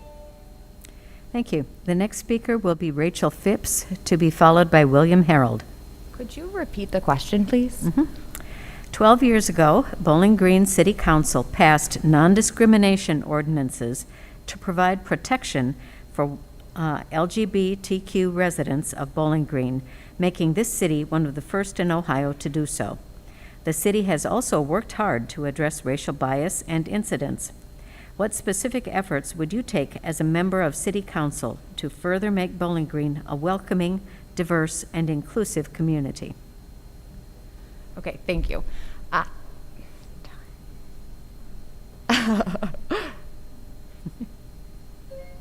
Okay, so, we must absolutely stay vigilant here, and council certainly has a role to play.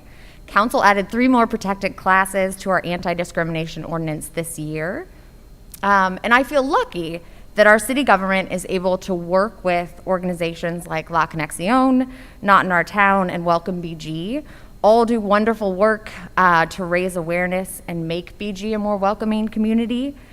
I also think that it's important that our leaders truly live this value. On a personal note, as a mom to small children, I try to be supremely mindful of the fact that they are always watching what we do. Instances of hate and racism should never be ignored. They must be met with compassion and action. Thank you. Thank you. Next speaker will be William Harold, followed by Mark Hansen.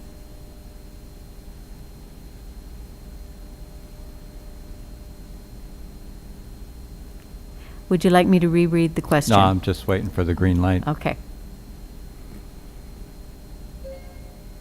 Oh, great, thank you. Yeah, there's a lot to unpack here in a minute and a half, as it is with all of these issues. When I think of the question, I think of my wife and I, our oldest son, Jonathan, who passed last year. One of his favorite T-shirts was "Love Thy," and then it had black, Jewish, gay, and went through a whole list, neighbor. And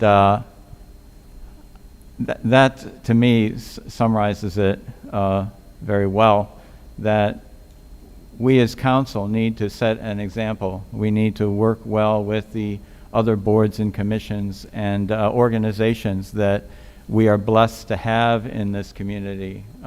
Sandy mentioned the Human Relations Commission. Bowling Green City Council, sure, we're going to say it's important, but there's so much that the other boards and commissions do that make our job a whole lot easier. And as many times the entire lobby of the HRC meetings, I am able to assist as needed, and same thing with attending the Not in Our Town. So to me, we need to continue to lean on our partners and be receptive and set an example. And I think we've done a good job, but as Rachel said, we have to be vigilant. Thank you. Next speaker will be Mark Hansen, followed by Mark Hollenbaugh. Okay, thank you. I hold to a biblical worldview. The Bible teaches sex, one man, one woman, in holy matrimony. Now, I don't discriminate against LGBTQ. They are my mission field. The gospel message is that because of Jesus Christ's sacrificial, sin-atoning death on the cross, sinners now have a way through repentance to access the very throne room of a holy God and have relationship with Him through the covenant established in the blood of God Himself. In my junior high days, I got into trouble so much, and my parents didn't know what to do with me, so they started taking me to church. It was at a Christmas Eve service where I had an encounter with Jesus Christ, and the Spirit of God transformed my heart. The Bible tells us that the early church was full of sinners that were likewise transformed. Fornicators, idolaters, adulterers, homosexuals, thieves, covetous, drunks, extortioners, and on and on. In regards to the police department and racism, I want to just briefly, my experience in over 25 years at the Bowling Green Police Department, I can attest that officers are not targeting, nor do they have hatred in their hearts towards black or brown people. Now, if you're driving a car at night with only one headlight working, I need to tell you, you probably are a target. Thank you. Thank you. Next speaker will be Mark Hollenbaugh, followed by Joel Odoricio. Okay.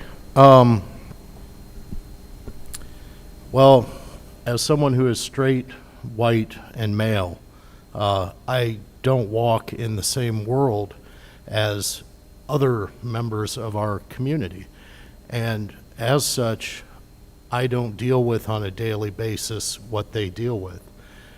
But fortunately, here in Bowling Green, we have a number of organizations and committees that deal with these issues on a daily basis. And I think as a member of City Council, I best serve these communities when they are able to come to me and communicate with me the problems that they're enduring. For example, shortly after I returned to council, the Waffle House incident occurred, and council was approached by members of La Conexion, and they recommended some changes to the original discrimination, anti-discrimination ordinances. And I don't usually toot my own horn, but I would have to say on this issue that I did a lot of work to get those changes put into place earlier this year. And so when it comes to issues regarding these communities, I am open and willing to make changes as necessary. Thank you. Thank you. Final speaker will be Joel O'Dorisio. I'd like to tell you that this is one of the reasons that I'm getting into public service. Talking about an inclusive community is different than having an inclusive community. We have students coming from all over the country and all over the world.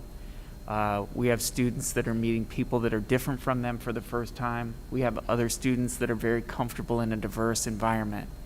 Our city has an obligation to make sure that the students who are coming here and learning how to be adults have a comfortable and safe community for themselves. That includes safe housing. It includes a police force that equitably enforces the law, not pulling over people that look shady. So we need to make sure that we are active in making sure that our community is working to include everyone. The work that Not in Our Town is doing, the work that Brave is doing, have already made changes, and those changes have reflected back at the university. The work that City Council has done to include LGBTQ as a protected class allowed the university to change its insurance policies to cover same-sex couples before there was same-sex marriage. So our work affects the town, it affects the university, it affects the students that come here and the students that move on from here and talk about their experience here. So we have an obligation to make sure that we are welcoming everyone. Okay.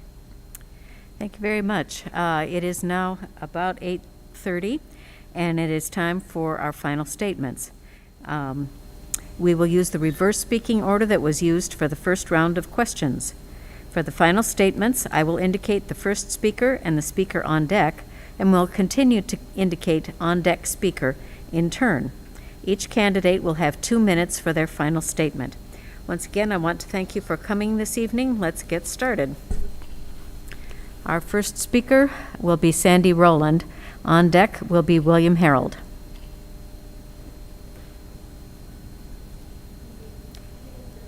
Yes, okay, 2 minutes.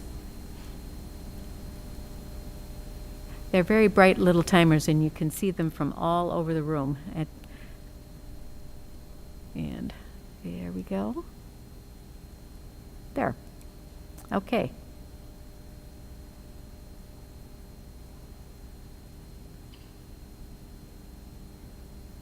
We do want to all thank you for doing that. Looks like you've had the most frustrating job. How about if we all just promise to keep it under 2 minutes? That'll work.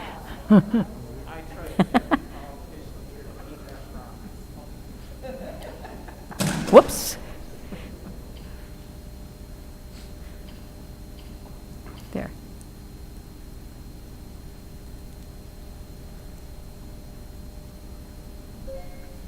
There. We went and changed the time length, and so that required the resetting of the timing machines.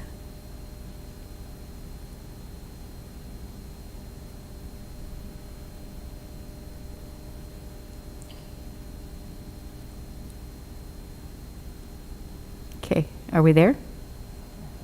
Almost? Okay. I'll read the list of the order in which people are to speak. Sandy Rowland, William Harold, Rachel Phipps, Tony Hunter, Joel O'Dorisio, Nick Rubando, Mark Hansen, Mark Hollenbaugh, Peggy Thompson, Jessica Swaysgood, Ryan Myers, and Norman Gear. And ready? Okay, Sandy Rowland first, and William Harold on deck. Okay. I have something I'd like to tell you about myself. I absolutely love inspirational messages. And I frequently put them around my house, in the bathroom, next to the mirror, or in my bedroom, so when I first get out of bed, I have something to read, to challenge me and to get my day off to a good start. The last several years, one of my favorite messages to myself has been, the quality of your life depends on the seeds you water. It was about 20 years ago when I was thinking about what seeds I wanted to water, and having been a very happy resident of the city of Bowling Green, raising my daughter here, I decided I wanted to give back to my community that I loved so much. I've already told you that I was a member of the Human Relations Commission. I did serve a full term, and I was twice chair of that commission. I was attracted to doing that to serve my community because it was all about creating friendship and harmony in the community and really building what could be a great, strong community. So after 6 years of that, I decided there were more seeds I needed to water, so I went on to run for city council.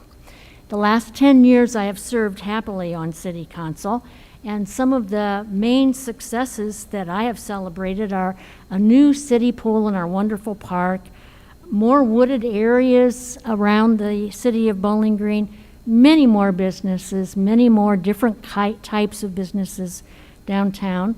We're soon going to be celebrating a new, freer Bowling Green when we have new codes. And we also will be working on better streets and sidewalks, which really makes me happy. I love solving problems for residents also.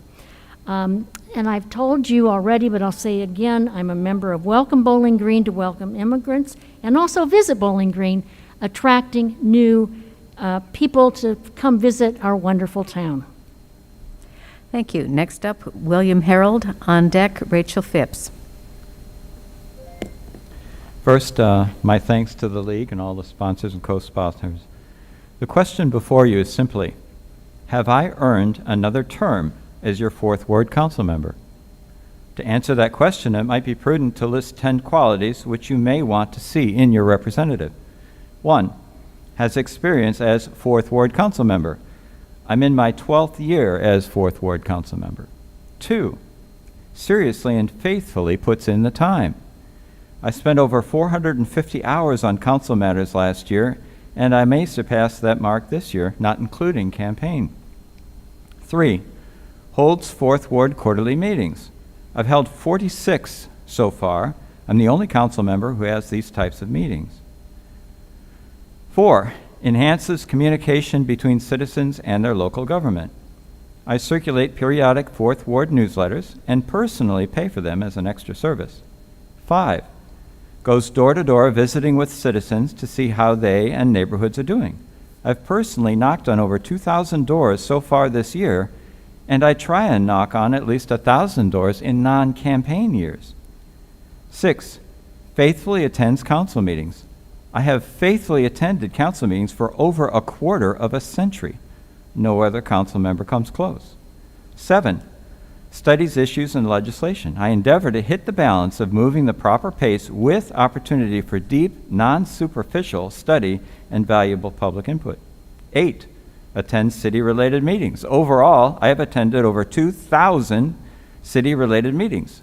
No other council member comes close. 9, strives to be responsive and act as a liaison between the citizens and their local government. It's one of our main responsibilities. 10, is proactive with issues. If this above and beyond dedication is important in your 4th Ward Council member, I humbly ask for your vote by November 2nd. Thank you. Thank you. Next speaker, Rachel Phipps. On deck, Tony Hunter. Hello again. Bowling Green is a wonderful place to live and work and play, and I feel so lucky to raise my family here. And I see great possibility all around us. During my first term on council, I've worked hard and learned a ton. With colleagues in the community, we have accomplished a bunch too. We passed a historic preservation ordinance. We called for a sustainability and climate action plan. We looked for creative ways to help local businesses make it to the other side of this pandemic. I want so much to continue working hard on behalf of the citizens of Bowling Green, and I would appreciate your vote on November 2nd. Thank you to all this evening's sponsors and to you all for watching and attending. Have a good evening. Thank you. Tony Hunter, next speaker. On deck, Joel Odoricio. So I know if you look at the news today, politics are very, very divisive, and you know it's definitely broken a lot of friendships, and it can hurt you know, a community. But I know and I believe that our citizens must continue to enact our civil duty, and stay engaged and stay in the game. And you know, and that's what I love about local government, and specifically about Bowling Green, because we do life together. You know, our kids go to school together, they play football together. Most of the people in here, as I'm talking with you, I'm sure my mother-in-law probably knows all of you, and if you're between the ages of 40 and 45, she's probably given you swimming lessons when you were a kid. And so, you know, it's a beautiful thing that even though we have a lot of the things that are going on kind of at the national level, the things you see on the news, that here in Bowling Green we can focus on policies that actually work and really help our citizens. And so I think it's important that every resident know the differences in the policies between your candidates that stand before you today. And so with that, and everybody, by the way, has sincere beliefs in how they think our local government should work. And so we should respect that. But I think it's really important, and I feel the need that City Council does need a shift. I think we need to focus on policies that will actually work for Bowling Green, not necessarily something that you see kind of at the national level. And you think about local businesses coming out of a pandemic, you think about inflation that is coming to its residents. We have to be really careful with policies that, again, are expanding outside of what our local government can do effectively. Because and I think from what you've seen today, I don't know if City Council has proven that. And so I think it's important that we have local officials that are trusted leaders that can really ensure that we're providing an environment for our residents, for our citizens, and for our businesses to grow. Thank you for the time, guys. Thank you. Next up, Joel Odoricio, followed by Nick Rubando. I'd like to say thank you to the League of Women Voters for giving me this opportunity to share my perspective with the community. I've been here for 15 years, teaching at the university, working with students as they go through, raising my kids here in Bowling Green. So I feel like I've got a lot from the community, and I'd like to give back to the community by helping keep this city as wonderful and warm, as welcoming a place as when I moved here. So, you know, I've done community service through my work for the union. I feel like I've helped students have a better experience at the university. I feel like I've helped my faculty peers, and I think I'd like to continue that work for Bowling Green and the community at large. Thank you again for this opportunity. Thank you. Next up, Nick Rubando. On deck, Mark Hansen.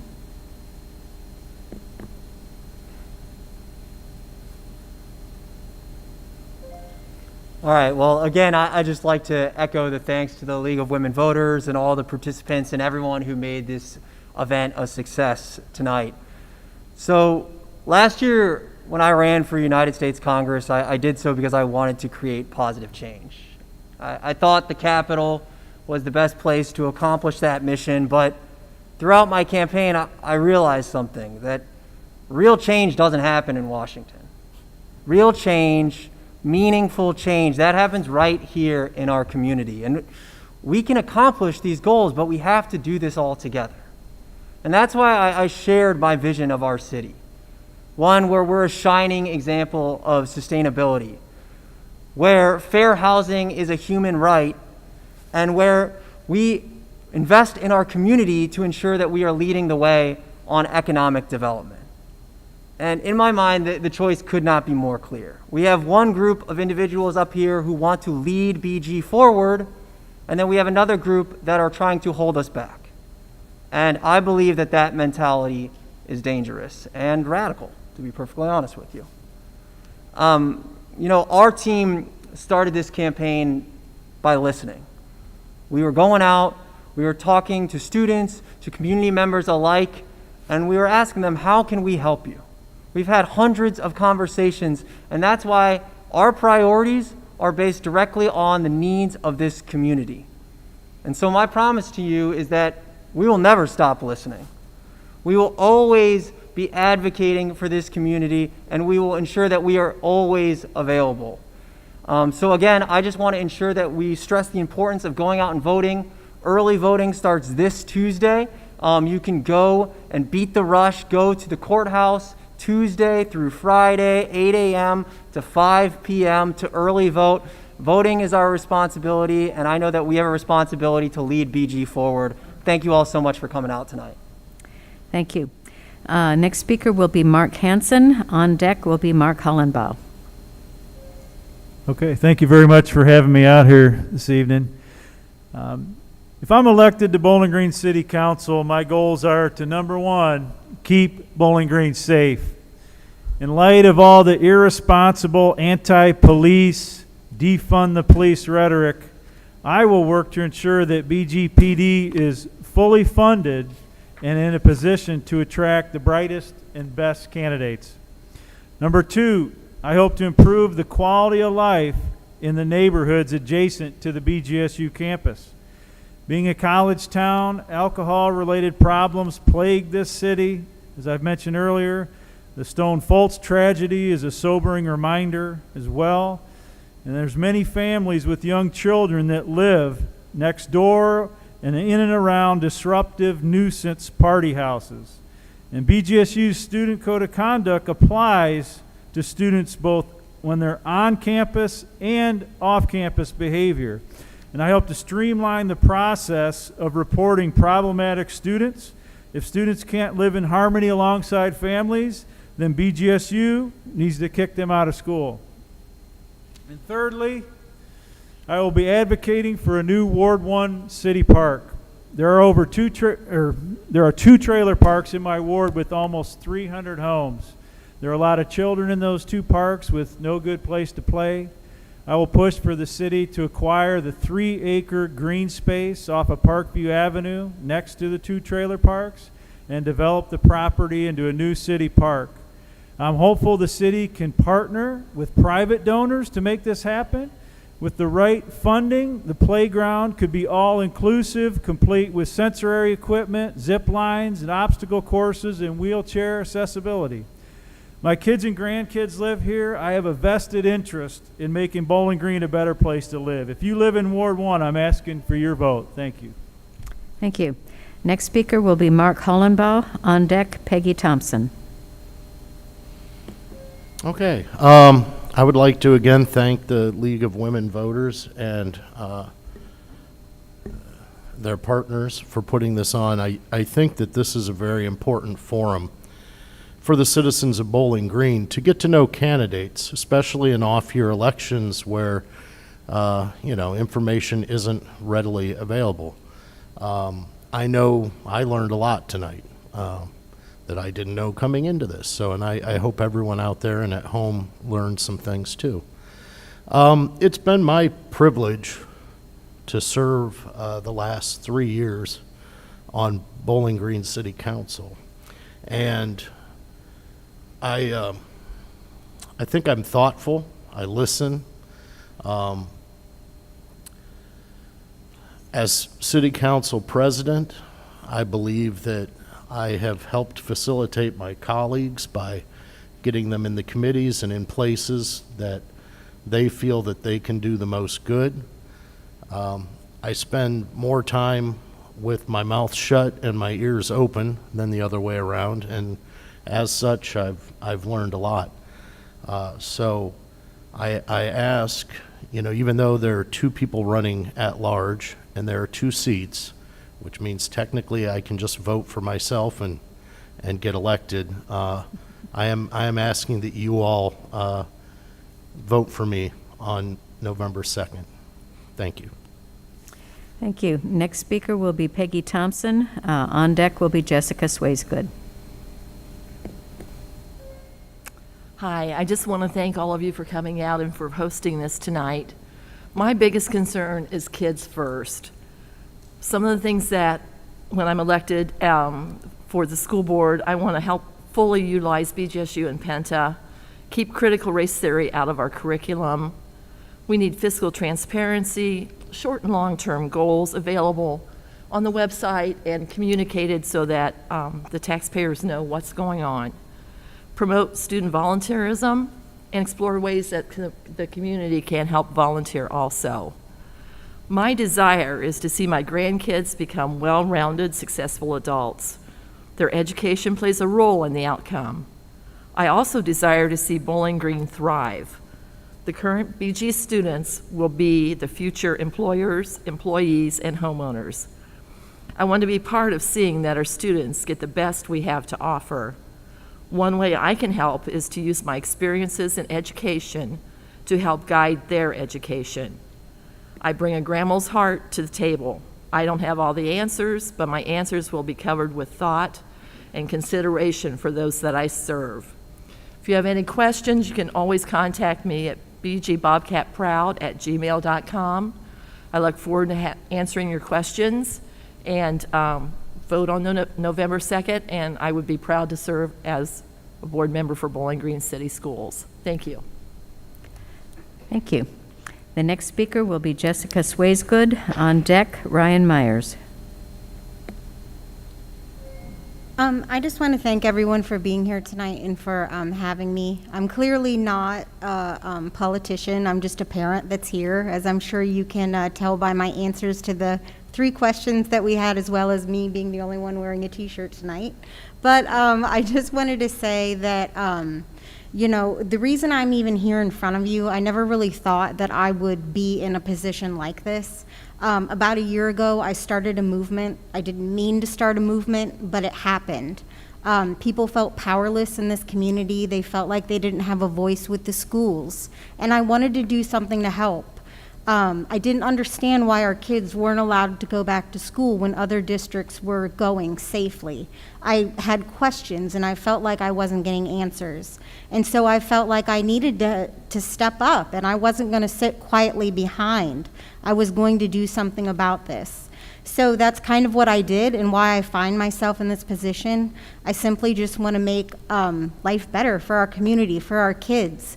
I feel like what's happening on the board right now, we have a community that's divided, and I've seen that now for several years. I feel like what we've been trying to accomplish and do with our current board is not happening. So the only thing I can think of is that we need change in leadership. We need somebody that's going to stand on the board, that's going to expect answers, that's going to ask for well thought out plans and not be coming to meetings and trying to discuss what we should be doing. That's not the job of the board. We have people on the payroll that are supposed to come up with plans. Are we supposed to be creative and help out? Absolutely, of course, and I feel like I would do that. But I'm not on the board as, you know, to sit there and try to figure all this out, right? I'm not an educator, but I know how to add accountability, right? I'm in management, that's what I do. And so I feel like even though I'm not an educator and I might not be your typical board member, I feel like that's something new and different that I could bring. Thank you. Thank you. Next speaker will be Ryan Myers, and on deck will be Norman Gear. Thank you for the League of Women Voters for hosting this. Thanks for the audience for coming out. Most importantly, thank you to my beautiful wife, Lisa, who came here to support me tonight, shaking her head. I always knew, even when I was in high school, I wanted to be in education. I've known that since I was a teenager, and so that's what I did. I went to school and I became a special education teacher. It was in my 3rd year of teaching that I realized how much I enjoyed the aspect of leadership, what all that meant, organizational leadership, curriculum, and everything that goes with it, fiscal. And so in my 3rd year of teaching, I went and I got my master's in educational administration and supervision from Bowling Green State University. I also got my principal's license and my superintendent's license because that's what excites me. And so in the 22 years I've been in education, 17 of those have been in organizational leadership. I've been working with various districts. I've worked with over 40 districts. I've supervised hundreds and hundreds of school employees. I've handled and worked with multi-million-dollar budgets. I guess, just in summary, this is what I do. When I'm not a board member, this is what I do every single day. I'm having conversations about, during the COVID time, it was about getting students back to school. I'm having conversations about curriculum development, all those things that go into organizational leadership. That's what excites me. Personally, I have a son in the middle school, Mason, and my daughter Mallory is at Kenwood Elementary.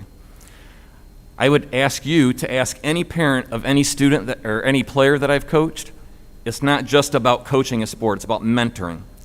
And so I haven't even been on the board for a year. And so I feel like I'm just getting started. If you've seen me at a board meeting, I think you realize that I can collaborate, I can disagree respectfully, I can keep a civil discourse, but I want to move the district going forward. That's what I do every single day, and that's why I'm running for school board member. Thank you. Thank you. And the next speaker will be Norman Gear. Thank you, League of Women Voters. And also I'd like to express my respect for all of the candidates that are here tonight. Public service is a noble endeavor, and you should all be congratulated for showing up and putting yourself on the line and talking to everybody. So congratulations to you. Now, I guess I should explain why I am running for re-election. I first discussed this with my family and to see what they would say about me running for the for re-election as a board member. They recognized that it was important to me and that I had a passion for it, and they said they would support me. So I got the petitions, went around to get signatures, and every single person I asked for a signature asked questions like, why are you doing this? Are you crazy? Are you out of your mind, Norm?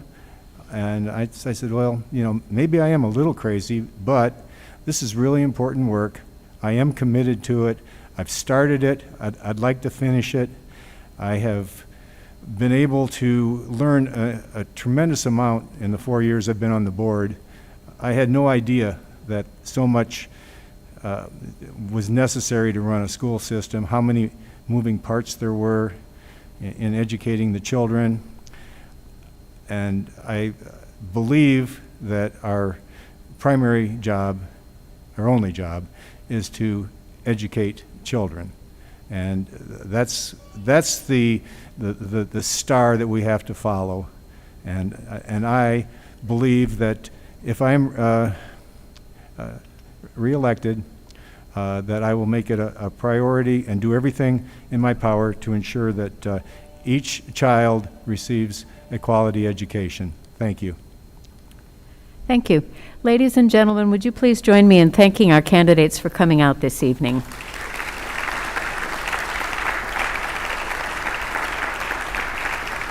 Thank you. That is our program for this evening.